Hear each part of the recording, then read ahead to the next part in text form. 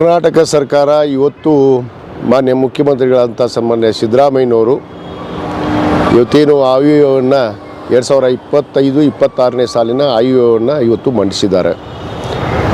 ಈ ಒಂದು ಆಯವ್ಯಯ ಇವತ್ತು ಅತ್ಯುತ್ತಮವಾದ ಸರ್ವಾಂಗೀಣ ಅಭಿವೃದ್ಧಿಯ ಒಂದು ಆಯವ್ಯಯ ಅನ್ನೋ ಮಾತನ್ನು ನಾನು ಇವತ್ತು ಹೇಳೋಕ್ಕೆ ಇಚ್ಛೆಪಡ್ತೇನೆ.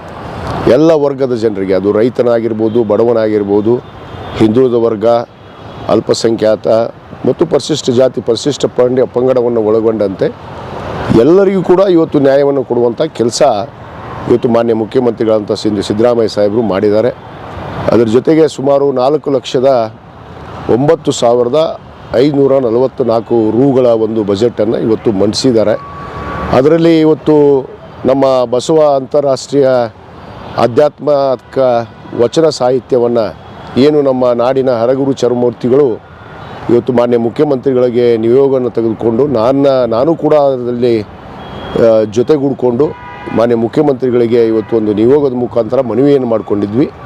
ಆ ನಿಟ್ಟಿನಲ್ಲಿ ಅದಕ್ಕೆ ಒಂದು ಅಧ್ಯಯನ ಕೇಂದ್ರವನ್ನು, ಅಂತಾರಾಷ್ಟ್ರೀಯ ಆಧ್ಯಾತ್ಮಿಕ ಮತ್ತು ವಚನ ಒಂದು ಅಧ್ಯಯನ ಒಂದು ಕೇಂದ್ರವನ್ನು ಪ್ರಾರಂಭಿಸೋದಕ್ಕೆ ಇವತ್ತು ಅದಕ್ಕೂ ಕೂಡ ಅನುಮೋದನೆಯನ್ನು ಇವತ್ತು ಮಾನ್ಯ ಮುಖ್ಯಮಂತ್ರಿಗಳು ಕೊಟ್ಟಿದ್ದಾರೆ.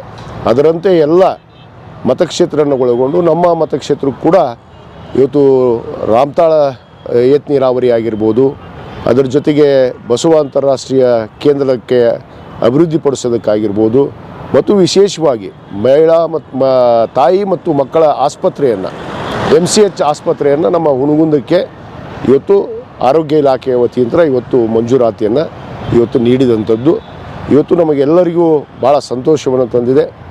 ಇವತ್ತು ಯಾರು ಕಾಣದ ಈ ಒಂದು ಬಜೆಟನ್ನು ಇವತ್ತು ಮಾನ್ಯ ಮುಖ್ಯಮಂತ್ರಿಗಳು ಮಂಡಿಸಿದ್ದಾರೆ.